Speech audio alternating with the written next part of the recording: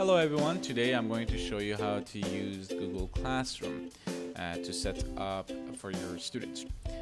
Here I'm going to show you the classrooms that I already have, and I can try to show you how you can create one class. Well, by clicking on the plus sign here, or first of all I have to be logged in. After you log in, by pressing on the plus sign here, you can either create a class or join a class. If you click on create a class, you can give it a name. I can give it a test, and then you can, if there's a section, you can give it section 2, and the subject you can say Google Classroom.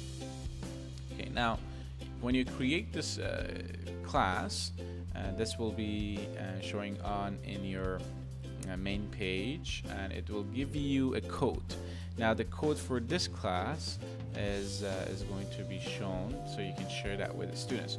Now this is the technically the classroom I made. If I click on it, it takes me to this page. When I go to the students part, I can invite students by sending them an invite, or I can give them this code. And if you remember at the beginning when I had the choices in here, that I could either create, which we created one. If you click on join, it will ask you for the code. So students will have to click on join and enter the code that you give to them so they can join your class. Where do we find that code? Is on the student section in here. So this is the code that students can actually come and join my class. There's a lot of things you can do with your classroom. I'm going to show you a couple of them. So in about section, you can talk about your class a little bit, and what the class is, where it is, and you can link that to one of the folders in your Google Drive, and you can make this folder public so students can reach and access to information in there. In other hands, you can add class material here. You can have anything. Let's say you have course outline that you want to share with students. You can have a file attached to it. You can have a file from Google Drive. You can have a link from YouTube, or you can have a link to a website or web page link, and you can post it, and this will stay here forever and students can access to it. So I don't have anything to include right now, but if I do, and if I click post, then this will stay here forever. Now after this section is done, you can invite another teacher to be your supervisor or teacher helper, or anyone that you want to monitor your class, or you want to teach them how you organize your class. You can invite them as well. There's a new feature in Google Classroom that I don't know why it doesn't show in my Google sites, but beside of invite students, in the new version of Google site, you will have here invite parents. So if you want to include parents into the conversations, or if you want them to have the access to the material using class, you can simply add them in the Google Classroom, and they will be able to find how the students are, what they are doing, and how the classroom is being performed. Let's go to the stream, and this would be the main page where you use your classroom. Well, this page is going to look empty at the beginning unless you click on the plus sign in the corner. You can create a question, you can create an assignment, and you can create an announcement. Let's start with announcement. Announcement is very simple. You write a message. Let's just write a real message. Let's say, come to class 15 minutes early. Okay, you give it a topic. You can create a topic. That could be class note. Just say that, and you post it. Right?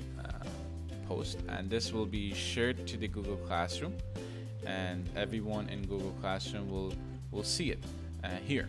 So come to class. So it's like a note, and this will pretty much look the same way if a student is looking at this page. Remember, we are in a teacher view. Students will see this page a little bit differently, but pretty much for the announcement is the same. So the students will see that I posted at 12:12 p.m. that come to class 15 minutes early.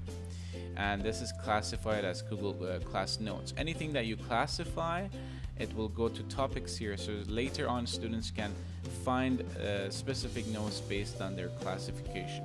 This is very useful later on.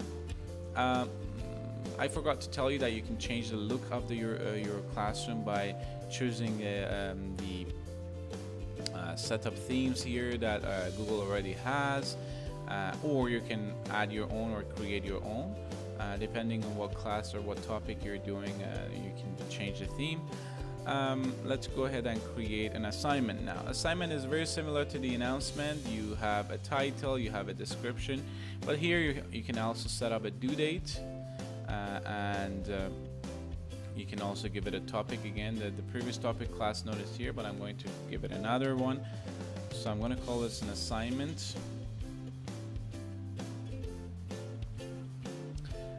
And then I'm going to let's say link it to a file or Google Drive or link or YouTube, and then you assign it, and students will see this as an assignment. So now this part is going to be a little bit different for student view. They will see this as a file with the name and description and a couple of buttons here that says submit the assignment or some sort of the application depending on the link you provide.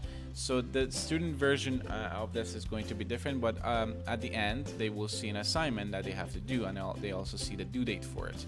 Now again, this was classified as assignment, so if they want to find it later on, they can click on it and find it as well. It's also good for yourself. You can find them through these topics as well. So it's always good to categorize your posts on Google Classroom. The next thing that you can use to create a question. So you again give it a question, you give it an instruction, you can give it some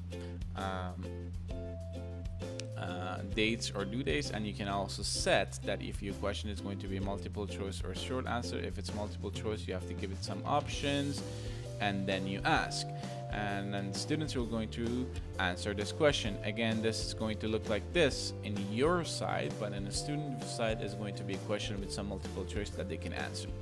On top of everything that we just talked about, there's a session called done and not done. If you actually had students in our classroom, these things will change.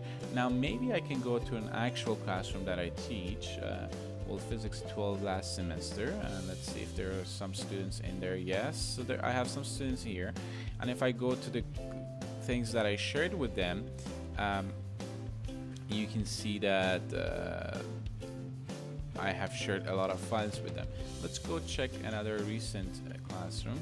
So here is the recent classroom. You can see that I categorized everything with different titles here, so it's easier for me and students to find. If anyone wants to know what we talked about during the semester about labs, they just have to click on the labs, and everything related to labs will pop up. Now we're going to go back. I was talking about this done not done part, so you can see that this classwork that was submitted here was done with no one, and no one technically participated in this assignment. But the homework, you can see that 6 people are done, 4 people are not done. So it gives you a little report of how people are doing in the class. And if you actually click on them, it will show you who finished the homework and who didn't. Now this one is for lab report. There's a lot of features, other features that you can work with. You can combine Google Docs, Google Sheets, Google Forms to your Google Classroom. But this is specifically just the introduction how you can set up your Google Classroom. I hope this session was useful. Please let me know if you have any questions in the comment, and I will try to answer them as soon as possible. Thank you, and see you next time.